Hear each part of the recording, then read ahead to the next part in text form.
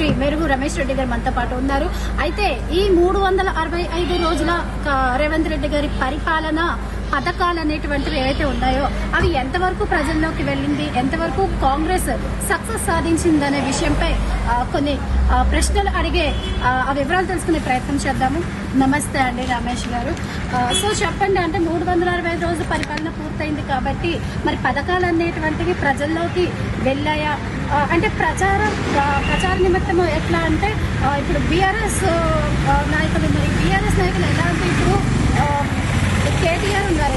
కేటీఆర్ గారు స్టూడెంట్స్ దగ్గరికి వెళ్ళి వాళ్ళని రెచ్చగొట్టడం, అవాస్తవాలు కాంగ్రెస్ పార్టీ మీద అవాస్తవాలను ప్రచారం చేయడం, ఇలాంటివన్నీ చేస్తూ ఉన్న నేపథ్యంలో మరి కాంగ్రెస్ ప్రభుత్వం ప్రవేశపెట్టినటువంటి పథకాల గురించి అని చెప్పి మరి ప్రచారం ఎందుకు చేయటం లేదు? ప్రచారం చేయాలి. అసలు మేము ఈ సంవత్సర కాలంలో మేము సక్సెస్ అయినాం, ప్రజాపాలన అందించడం అనే దానికి ఒకటే ఒక ప్రూఫ్. కేటీఆర్ గారు మీరు లాస్ట్ ఒక 10 days నుంచి మీరు ఏదైనా ఇంటర్వ్యూ చూడండి, ఎంత ఫ్రస్ట్రేషన్లో మాట్లాడుతున్నారు అంటే అసలు ఆయన మాట్లాడాల్సిన మాటలు కావాలి, అంత ఫ్రస్ట్రేషన్లో మాట్లాడుతున్నాడు అంటేనే మేము సక్సెస్ అయినామని. మేము సక్సెస్ కాలేదని అనుకోవడానికే లేదు, ఎందుకంటే మేము సక్సెస్ కాలేకపోతే ఆయన అంత ఫ్రస్ట్రేషన్ కాదు. దాని తర్వాత మీరు అయితే ఇప్పుడు పబ్లిక్ పోతలేవు అనడానికి ఏం లేదు, మేము ప్రచారం చేసుకోవాల్సిన అవసరం లేదు. ఏదైతే ప్రజలకు చేరాలో రేవంత్ రెడ్డి గారు ఏదైతే ఫస్ట్ నుంచి కోరిక ఉందో, ఏదైతే ఆయన పబ్లిక్ ఏదైతే చేయాలనుకున్నాడో ప్రతి ఒక్కటి చేసి చూపిస్తున్నారు. మీరు రైతు రుణమాఫీ ఆయన 10 సంవత్సరాల్లో ₹1,00,000 చేస్తా అని చెప్పేసి కనీసం ఇంట్రెస్ట్ కూడా మాఫీ చేయకుండా దాన్ని కంప్లీట్ చేసింది. మేము చెప్పిన డేటు ఆగస్టులో ఎట్టి పరిస్థితుల్లో మేము రుణమాఫీ చేసి తీరుతామన్నాడు. 100% రుణమాఫీ చేసింది. ఎక్కడ మేము ఒక్క పథకం కూడా మేము ఏది కూడా ఆపలేదు. రాగానే మహిళలకు ఉచిత బస్సులు రాగానే ఫస్ట్ మంత్లోనే కంప్లీట్ చేసింది. ప్రతి పథకం జనాలకు పోతుంది, జనాలకు తెలుసు, పబ్లిక్ ప్రతి ఒక్కరికి తెలుసు. వచ్చిన కాంగ్రెస్ గవర్నమెంట్కి వచ్చినాక ఎట్లుంది, రాకముందు పోతలేవన్నట్టు లేదు, చేస్తారని ప్రతిదీ కంప్లీట్ అయింది.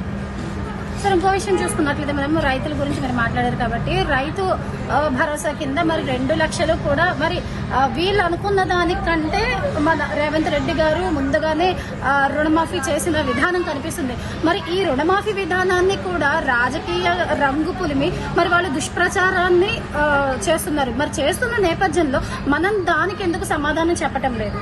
అది మనం చెప్పాల్సిన అవసరం లేదు. అయిన వాళ్ళు రైతులకు తెలుసు కదా, రైతులకు తెలుసు. వాళ్ళేదో మొత్తుకుంటున్నారు అని చెప్పి మనం చేయాల్సిన అవసరం లేదు. ఆయన ఒకటే పెట్టుకుంటూ ఒక 30-35 యూట్యూబ్ ఛానల్ పెట్టి నిజాన్ని అబద్ధంలా చూపించాలని, అబద్ధాన్ని నిజాన్ని చూపించాలని అదొకటే ఆయన టార్గెట్ పెట్టుకొని చేస్తున్నారు. కానీ మాకు తెలుసు కదా, జనాలు మేము తిరుగుతున్నాం కదా, రోజు జనాలు పబ్లిక్లోనే ఉంటాం కదా, ఎవరి దగ్గరికి పోతే ఏం జరుగుతుంది మాకు తెలుసు. రైతులకు రుణమాఫీ అయ్యిందా లేదా, ఏం జరుగుతుంది, రేవంత్ రెడ్డి గారు ఉత్తగానే కూర్చొని ఆడ చెప్పాడు కదా. మాలాంటి వాళ్ళు ఆయన కోసం పనిచేసే ప్రతి ఒక్కరిని ఊరులకు పంపించి రైతు దగ్గర ఏం జరుగుతుంది, ఎక్కడ ఏమైతుంది అని ప్రతిదీ ఆయన తీసుకున్న తర్వాతనే ఆయన ప్రెస్ మీట్లో చెప్పింది. ఎక్కడ కూడా వాళ్ళు చెప్పే మాటలు జనాలే వినడానికి సిద్ధంగా లేరు. వాళ్ళు అబద్ధాన్ని నిజాన్ని అబద్ధంగా చెప్పి జనాలే చిరాకులు ఉన్నారు. వాళ్ళు చెప్పినంత మాత్రాన ఎక్కడ కాదు కదా. మేము పబ్లిక్ చెప్తలే ఎందుకు, అందరికీ తెలుసు, ప్రతి ఒక్కరికి తెలుసు. రుణమాఫీ అయిందని తెలియదా? మీరు ఏ ఊరికైనా వెళ్ళి అడగండి. ఎందుకు వాళ్ళే వెళ్ళారు కదా, వాళ్ళు యూట్యూబ్ ఛానల్ ఎంత ఊరోళ్ళు కదా పరిగెత్తిచ్చారు. ఏదో ఊర్లో పోయి వాళ్ళని రుణమాఫీ కాలేదని అడిగితే కదా వాళ్ళ యూట్యూబ్ ఛానళ్ళని పరిగెత్తిచ్చింది. దాన్ని పెట్టుకుని పెద్ద హంగామా చేసింది కదా. ఇక్కడ జనాలకు తెలుసు, రైతులకు తెలుసు, ప్రతి ఒక్కరికి తెలుసు, అందరికీ తెలుసు రేవంత్ రెడ్డి గారు వచ్చినాక ఏమేమి జరుగుతుంది, ప్రజాపాలన ఎట్లా నడుస్తుందని. ఆయన మొత్తుకుందని చెప్పేసి ఆయన కోసం మేము పరిగెత్తి, ఆయన కోసం మేము మైకులు పట్టుకుని కొట్లాడి ఊరుకాల్సిన అవసరం లేదు. చెప్పాల్సిందంతా జనాలకు చెప్తానే ఉన్నాం, ఆయనకు చెప్పాల్సిన అవసరం లేదు. సో ఇంకోటి ఏంటంటే ఇప్పుడు ప్రజెంట్ మూసీ నది చుట్టూ కూడా 16,000 ఇళ్లు మంజూరు చేశారు. సో ఈ బీఆర్ఎస్ ప్రభుత్వం ముందు 200 ఇళ్లు కూడా మంజూరు చేయలేని దుస్థితి ఏర్పడింది. మరి దీనికి కూడా రాజకీయ రంగు పులిమి మరి వాళ్ళు దుష్ప్రచారాన్ని ప్రచారం చేస్తారు. దీనికి మీరేమంటారు? ఇప్పుడు వాళ్ళు ఓపెన్ గా వచ్చేసి చెప్పాలి, మూసీ డెవలప్మెంట్ ఇష్టం లేదని. అట్లా ఎందుకు చెప్తున్నారు? పోయినసారి ఎందుకు మరి మూసీ కార్పొరేషన్ చైర్మన్ దేవిరెడ్డి సుధీర్ రెడ్డి గారిని పెట్టి 1600 కోట్లు 1700 కోట్లు మూసీ మీద పెట్టి ఏం చేసారో మరి వాళ్ళు వచ్చి చూపించాలి కదా. మేము కదా అడున్న మూసీలో వాళ్ళకి రీసెంట్ గా డాక్టర్స్ చెప్తే 60% లంగ్స్ వాళ్ళకి ఖరాబ్ అయింది. వాళ్ళ కోసం కదా మేము డబుల్ బెడ్రూమ్ ఇల్లు ప్రకటించి వాళ్ళకి 150 గదాల ప్లేస్ ఇచ్చి వాళ్ళకి 20,000 క్యాష్ ఇచ్చి అన్ని ఇచ్చి పంపిస్తున్నాం. వాళ్ళ బతుకు మేము కోరుతున్నాం, వాళ్ళ సాగు వాళ్ళు కోరుతున్నారు. మేము వాళ్ళు మంచిగా ఉండాలని కదా మేము అన్ని చేస్తున్నాం. మూసీ మీద ఎంతమంది బ్రతుకుతున్నారో వాళ్ళ దగ్గరికి వెళ్ళమనండి. ఆయన అంటున్నారు కదా, మీరు మూసీలకు వచ్చి మూసీ వాళ్ళ దగ్గరికి వచ్చినారంటే ఆయన వెళ్ళి మూసీ పరివాహక ప్రాంతాల్లో ఆయన తిరగమనండి, ఎక్కడెక్కడైతే వాళ్ళు వద్దంటున్న ప్లేస్లు ఉన్నాయి కదా తిరగమని. మా సీఎం గారు పాదయాత్ర చేసి మరీ చూపించింది కదా వాళ్ళ పరిస్థితులు ఎట్లున్నాయో. మేము వాళ్ళు మూసిలో బ్రతికేటోళ్ళ బాగుండాలని చెప్పేసి వాళ్ళకి ఇల్లు ఇచ్చి వాళ్ళని మారుస్తున్నాము. అక్కడ ఈ మూసి వాటర్తో ఎంతమంది అయితే ఇబ్బంది పడుతున్నారో వాళ్ళ కోసం కూడా మేము దానికోసం కదా చేసింది. ఇన్ని డబ్బులు లేక ఇంత పరిస్థితులు ఉండి కూడా డబ్బులు పెట్టి చేసేది. ఇప్పుడు తెలంగాణ అప్పుల రాష్ట్రం అయిపోయిందని చెప్పేసి బీఆర్ఎస్ వాళ్ళు మరి రేవంత్ రెడ్డిని దుమ్మెత్తిపోస్తున్నారు. మరి బీఆర్ఎస్ వాళ్ళ హయాంలోనే అప్పుల పాలైంది తెలంగాణ రాష్ట్రం అని చెప్పి వీళ్ళు కాంగ్రెస్ పార్టీ వాళ్ళు అంటున్నారు. మరి దీనికి సమాధానంగా మీరేం చెప్తారు? మొదటి సంవత్సరం వాళ్ళు చేసిన అప్పుకే కదా 65,000 కోట్ల అప్పు కట్టింది. ఇప్పుడు మేము సంవత్సరంలో వచ్చి కాంగ్రెస్ పార్టీ రేవంత్ రెడ్డి గారు చేసిన అప్పు కాదు కదా. ముందు మొన్న బయట పెట్టిన 65,000 కోట్ల అప్పు ఎవరు చేసింది? ఆయన వాళ్ళ నాయన కదా చేసింది.